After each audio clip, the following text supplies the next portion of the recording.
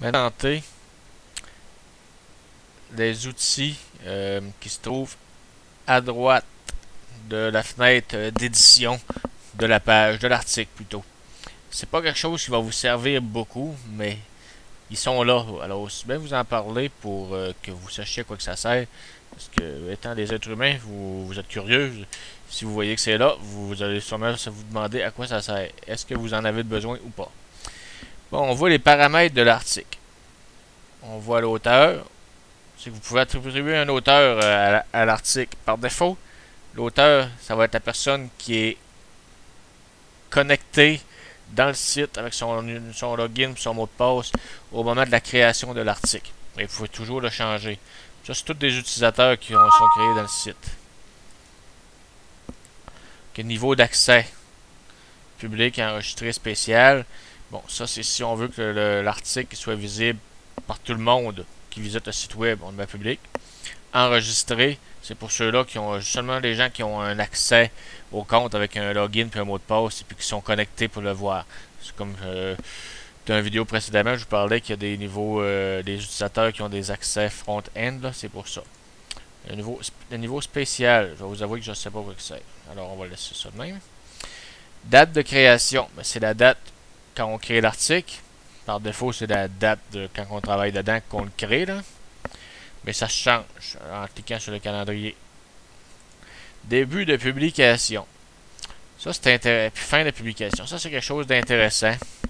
Si, mettons, vous pouvez, par exemple, comme préparer d'avance une page, un article qui pourrait parler d'un concours, par exemple, un concours qui, bon, en date d'aujourd'hui que je fais la vidéo, on est le 13 janvier. Okay. Mais vous préparez un concours qui pourrait commencer mettons, le 26 janvier. Puis là, vous prévoyez, vous là, il faudrait que ça soit en ligne, cette page-là, le 26, pas avant. Bon, alors, c'est bien de vous préparer d'avance à préparer la page. Puis là, pour une raison quelconque, peut-être que le 26 au matin, vous savez d'avance que vous ne serez pas disponible.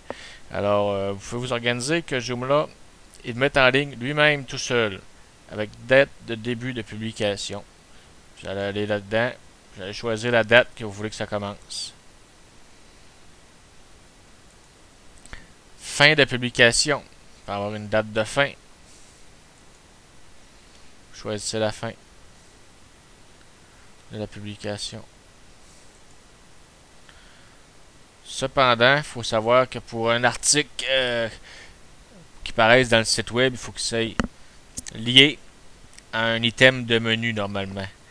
Alors, cependant, l'item de menu, lui, il n'y aura pas de date de début puis de date de fin. Vous allez devoir penser le rentrer d'avance. Puis que là, ce lien-là, ben, il va être comme pas actif avant la date.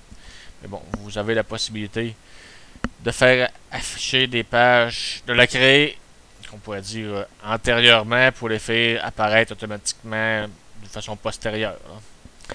Paramètres avancés.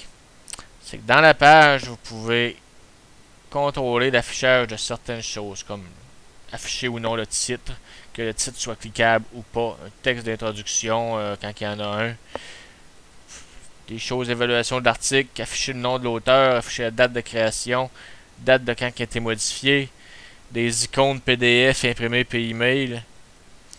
Mais je vous dis, occupez-vous pas de toute cette section-là.